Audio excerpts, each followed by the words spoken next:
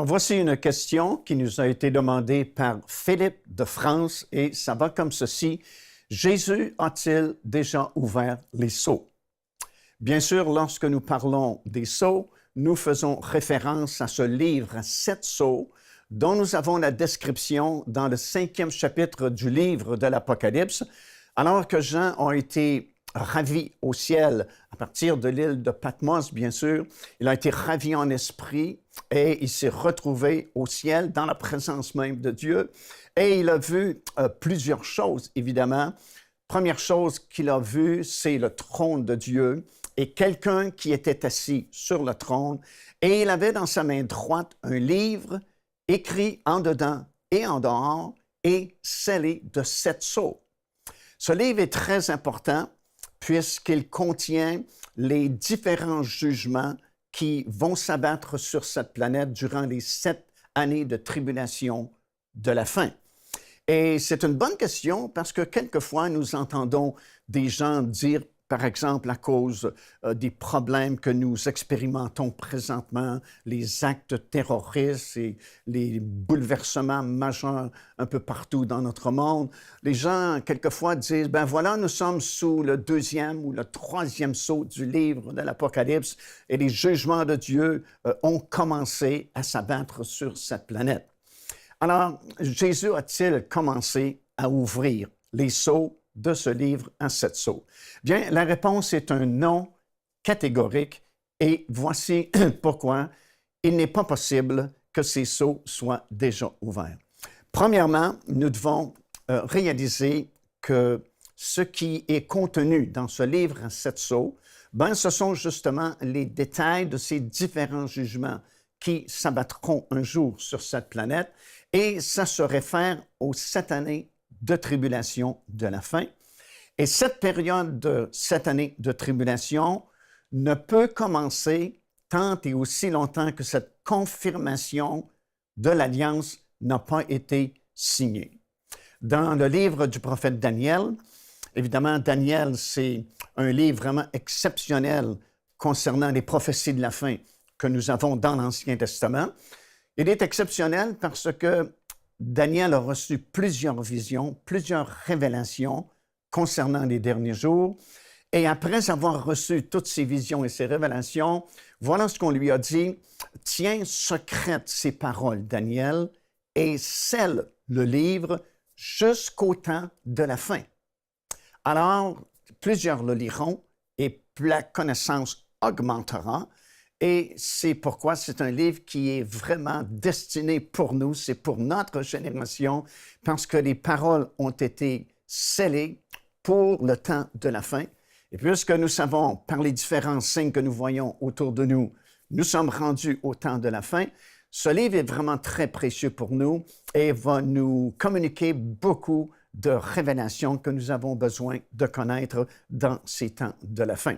Alors, dans Daniel chapitre 9 et au verset 27, il est écrit au sujet de cet homme qui va émerger dans les derniers jours au Moyen-Orient et va réussir ce que personne n'a réussi jusqu'à présent, c'est-à-dire confirmer une alliance de paix et de sécurité pour une période de 7 ans. Dès l'instant où cette confirmation aura lieu, c'est le début de cette période que nous appelons la période des 7 années de tribulation de la fin. Nous savons que cette période ne peut commencer avant la confirmation de cette alliance. Nous savons également par les révélations contenues dans le livre de Daniel, aussi les informations que nous retrouvons dans le livre de l'Apocalypse, le dernier livre de la Bible, qui est vraiment un compagnon du livre de Daniel, que cette période est divisée en 2 parties, 1260 jours pour la première partie et un autre 1260 jours pour la deuxième partie, pour un total de 7 années de tribulation mondiale à raison de 360 jours par année, les années bibliques, contrairement à nos années de 365 jours et un quart. Alors, la période de tribulation ne peut débuter avant la confirmation de cette alliance, et puisque ce livre contient les informations, les détails au sujet des différents jugements qui s'abattront sur la terre pendant ces 7 années de tribulation, ben ce n'est pas possible qu'aucun de ces 7 sceaux ne soit déjà ouvert, puisque nous ne sommes pas dans la période des 7 années de tribulation, puisque cette alliance n'est pas encore confirmée.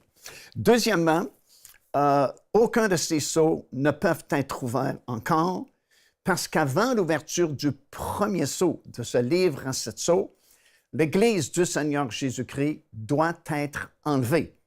Elle doit être au ciel et nous allons le voir dans quelques instants dans le livre de l'Apocalypse, dans le 4e chapitre. Nous allons voir ceux qui ont été enlevés, les croyants qui s'étaient préparés. Ils ont déjà été enlevés, sont déjà dans la présence de Dieu là-haut dans le ciel et vont assister justement à la grande cérémonie d'ouverture de ce livre à 7 sceaux. Alors, l'Église doit être enlevée avant l'ouverture du premier sceau du livre à 7 sceaux, parce qu'encore une fois, ces 7 années de tribulation représentent les jugements de Dieu. Le livre à 7 sceaux représente les détails de ces jugements-là. Et dès l'instant où les premiers sceaux seront ouverts, déjà, on reconnaît que la colère de Dieu est arrivée. Elle est venue. Dans Apocalypse, le chapitre 6 et au verset 17, même les gens du monde, à ce moment-là, reconnaîtront que la colère de Dieu est venue. Il est bien écrit dans ce passage de l'Écriture, car la colère de Dieu est venue. Alors, les 7 sceaux du livre à 7 sceaux représentent justement la colère de Dieu qui s'abattra sur cette planète durant ces 7 années de tribulation. Et la Bible est formelle concernant les enfants de Dieu, concernant l'Église du Seigneur Jésus-Christ. Nous ne sommes pas destinés à la colère de Dieu, mais à l'acquisition du salut en Jésus-Christ. Ça, c'est dans 1 Thessaloniciens, le 5e chapitre et au verset 9, où nous voyons clairement que les croyants, ceux qui ont été rachetés, ceux qui appartiennent à l'Église du Seigneur Jésus-Christ, nous ne sommes pas destinés à la colère de Dieu.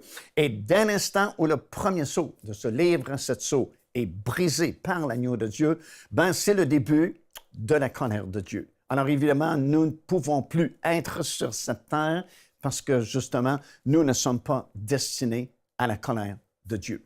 Alors, aussi longtemps que l'Église du Seigneur Jésus-Christ est sur cette planète, aucun de ces sceaux ne peuvent être ouverts.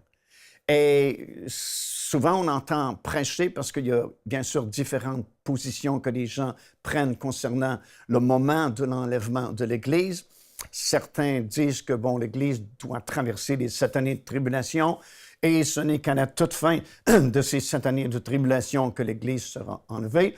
D'autres encore disent, ben non, c'est au milieu de cette période des 7 années que l'Église sera enlevée.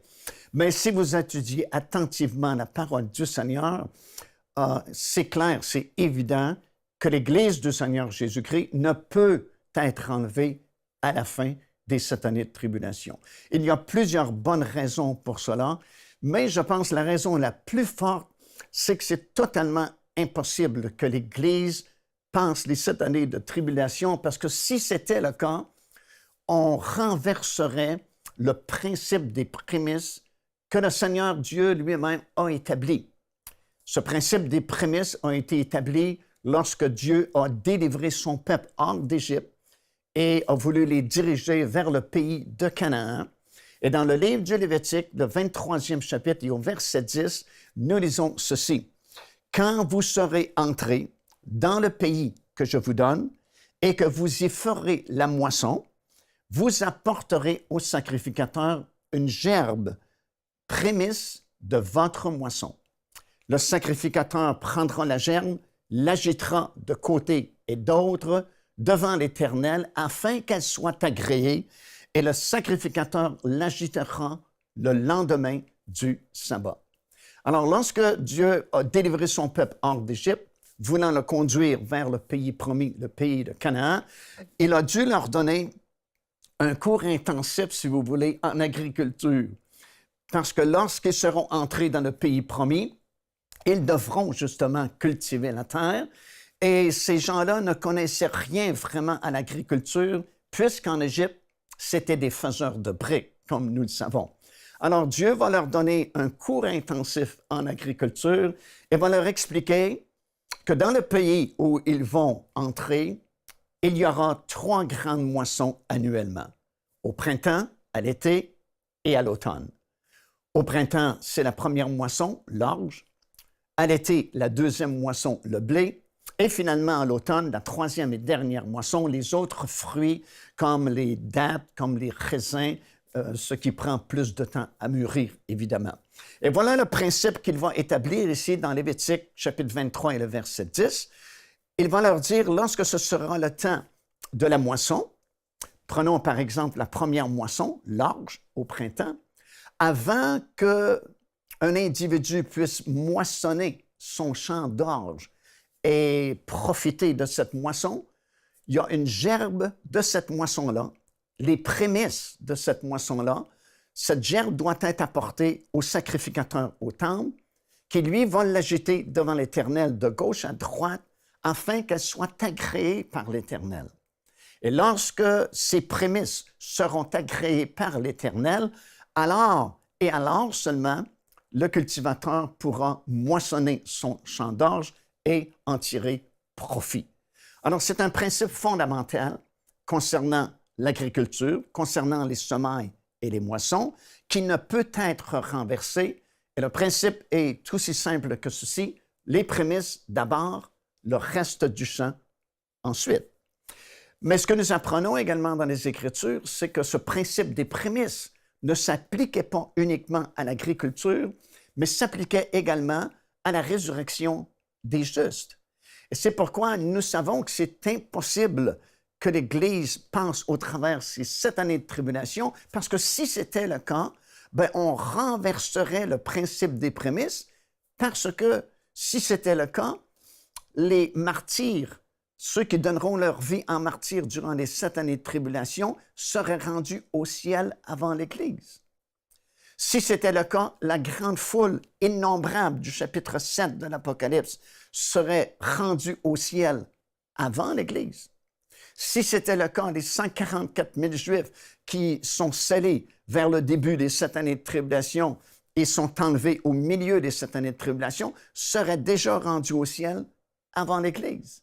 Et à la toute fin des 7 années de tribulation, il y a cette grande moisson de la terre mentionnée dans le 14e chapitre du livre de l'Apocalypse.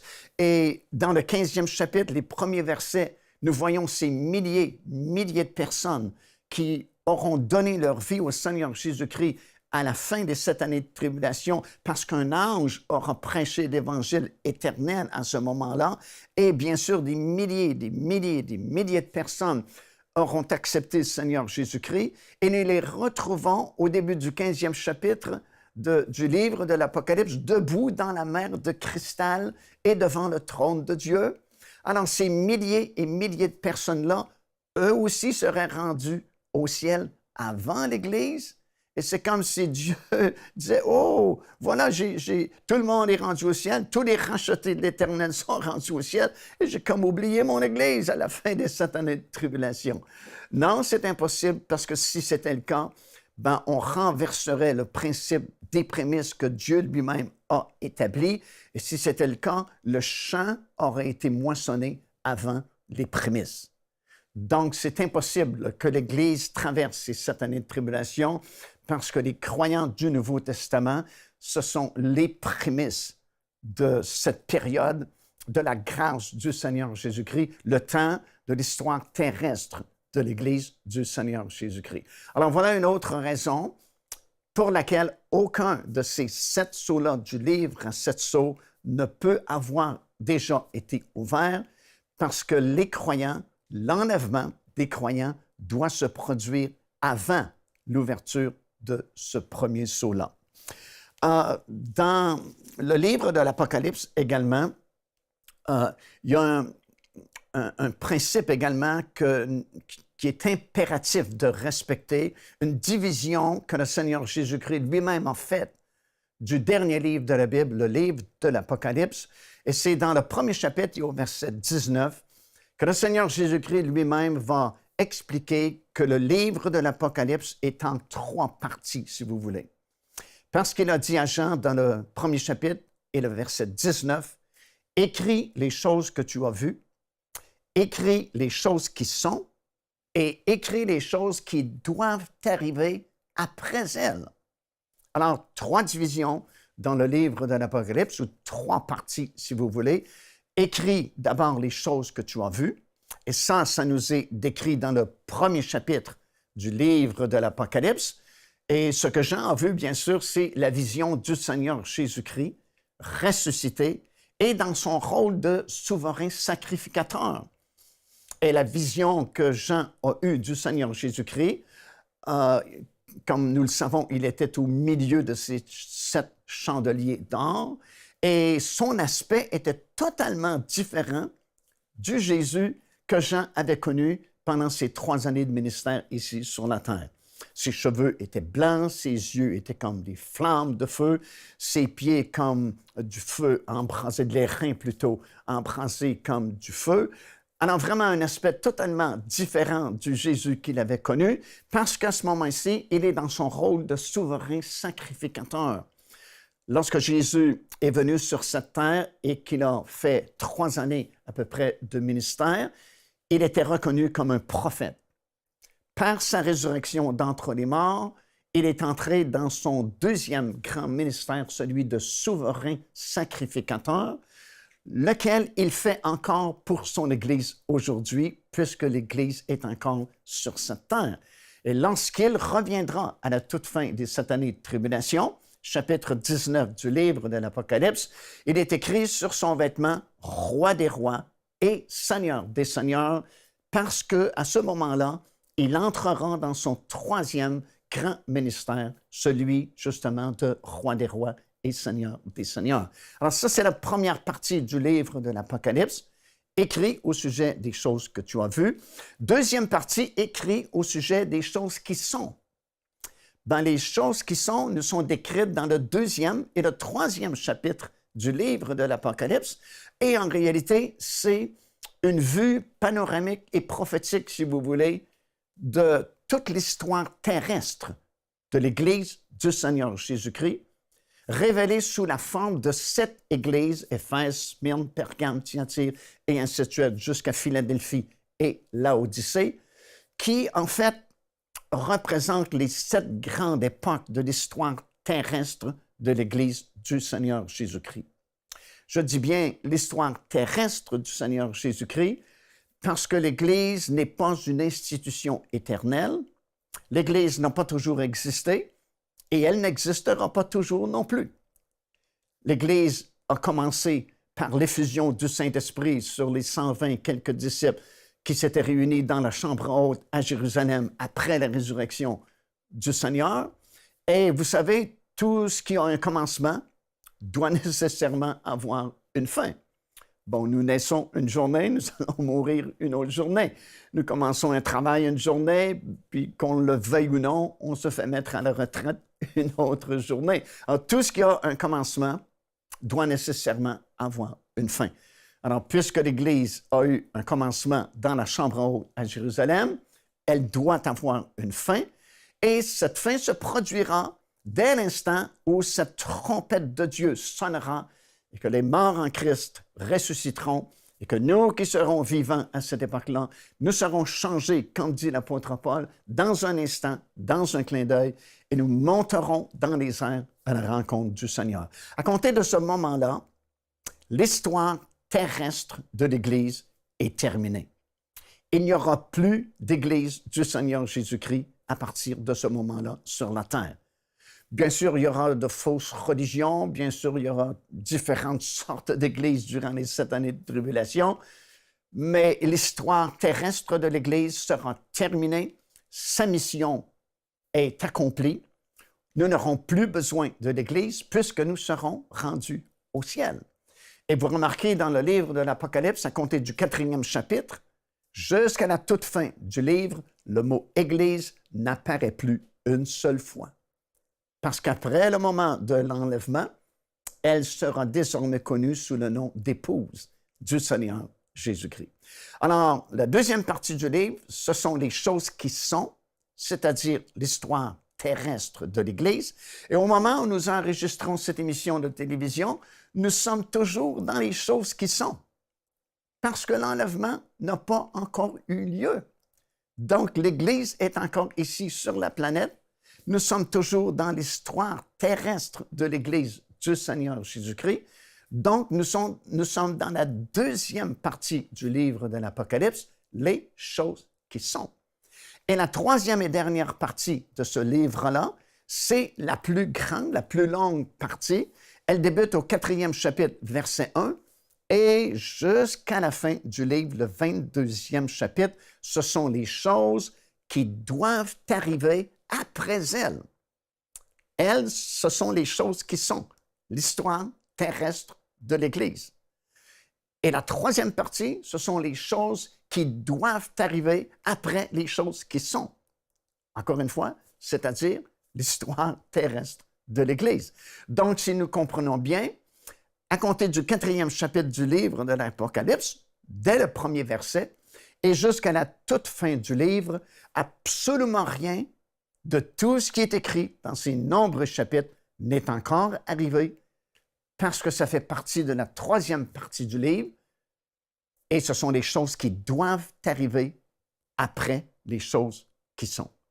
Alors, il est impératif de respecter cette division du livre que Jésus lui-même a faite, parce que si nous ne respectons pas cette division-là, ben ce sera la source de grande confusion, comme c'est le cas de nos jours, où nous entendons parler quelquefois comme si nous étions déjà rendus dans le 5e, 6e ou même au milieu des 7 années de tribulation. C'est totalement impossible, parce qu'encore une fois, à compter du 4e chapitre jusqu'à la fin de ce livre-là, absolument rien n'est encore arrivé, et rien ne peut arriver tant et aussi longtemps que l'enlèvement n'a pas eu lieu. Maintenant, lorsque Jean a été ravi en esprit, justement au 4e chapitre du livre de l'Apocalypse, il a vu plusieurs choses au ciel, notamment 24 anciens qui étaient assis sur des trônes et ils étaient couronnés. Et nous savons par la parole de Dieu que ces 24 anciens représentent justement les croyants du Nouveau Testament qui ont été enlevés. Alors, lorsque Jean est enlevé lui-même, ou est ravi plutôt au ciel, l'enlèvement a déjà eu lieu, puisqu'il va voir dans le ciel ces 24 anciens. Maintenant, comment savons-nous que ces 24 anciens représentent les croyants du Nouveau Testament qui ont été enlevés? Bien, pour plusieurs raisons. Premièrement, ils sont couronnés. Et dans la parole de Dieu, les couronnes n'ont jamais été promises aux anges, mais ont toujours été promises aux êtres humains. Alors, s'ils sont couronnés, c'est que ce sont des êtres humains. Deuxièmement, ils sont non seulement couronnés, mais ils sont assis et ils règnent, et eux-mêmes vont le déclarer qu'ils ont été rachetés parmi les hommes par le sang précieux du Seigneur Jésus-Christ. Dans Apocalypse chapitre 5 et le verset 9 et le verset 10, plusieurs versions traduisent ce passage-là ainsi, « Car tu nous as rachetés parmi les êtres humains, parmi les hommes, par ton sang précieux, et tu as fait de nous des sacrificateurs et des rois, et nous régnerons sur la terre avec le Seigneur Jésus-Christ. » Alors, c'est leur témoignage, c'est leur propre témoignage. Tu nous as rachetés parmi les hommes. Alors, nous savons que c'est des gens qui ont été rachetés. De plus, ils sont couronnés.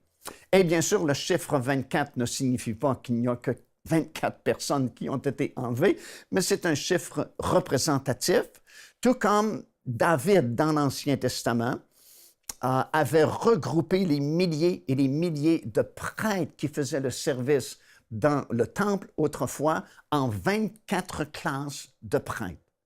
Alors, puisque nous sommes les sacrificateurs, les prêtres de la Nouvelle Alliance, ben, c'est normal que ce chiffre-là réapparaisse à nouveau, le chiffre 24 qui représente la multitude des sacrificateurs du Nouveau Testament.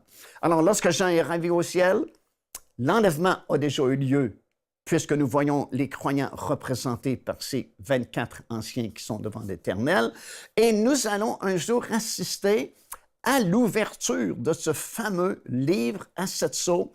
Et ça vaut vraiment la peine d'étudier le 5e chapitre du livre de l'Apocalypse, parce que on insiste vraiment, c'est comme une cérémonie dramatique, parce qu'on va chercher dans le ciel, sur la terre, sous la terre, quelqu'un qui pourrait être digne d'ouvrir ce livre, de briser les sceaux et de permettre que les jugements de Dieu s'abattent sur cette planète durant cette période des tribulations de la fin. Et on ne trouve personne, ni dans le ciel, ni sur la terre, ni sous la terre. Et c'est tellement intense, c'est tellement comme dramatique que Jean lui-même va pleurer. Parce que c'est comme si le plan de Dieu ne pourra pas s'accomplir. Mais un, justement, des 24 anciens va dire à Jean, ne pleure point, car le lion de la tribu de Juda, le Seigneur Jésus-Christ, a vaincu et il est le seul digne d'ouvrir le livre à 7 sceaux, d'en briser les sceaux. Alors Jean va regarder plus attentivement, justement, le trône qui est devant lui et, oh, surprise, il va découvrir un agneau qui est là comme immolé. Et cet agneau, bien sûr, c'est le Seigneur Jésus-Christ. Le lion, c'est le Seigneur Jésus-Christ. L'agneau également.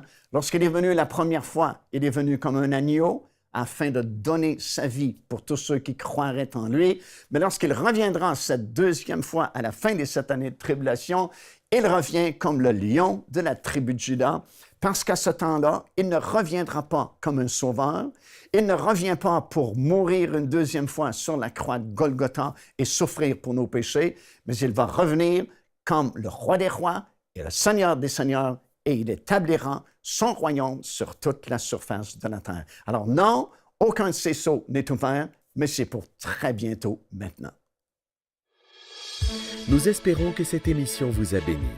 Si vous aussi vous avez une question biblique sans réponse, envoyez-la nous par email à pasteurj'aiunequestion@enseigne-moi.com.